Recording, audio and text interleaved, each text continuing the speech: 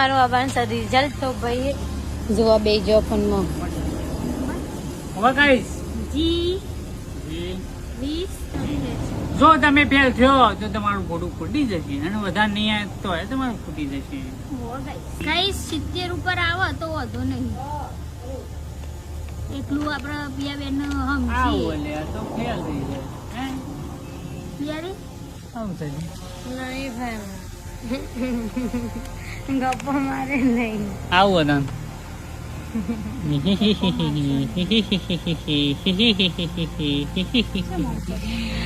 બેન પાસ તો થઈ ગયો છે પણ તમારા ડોળા શો જતા આ લખતો તો તાણ ભૂલી કેમ જતો આજ કેમ આટલા ટકા છે ટોટલ ગાઈડ કેટલું ટોટલ છે ખબર 545 કેમ એટલું છે પિયા 700 માંથી 700 માંથી 155 ઓછા 700 માંથી.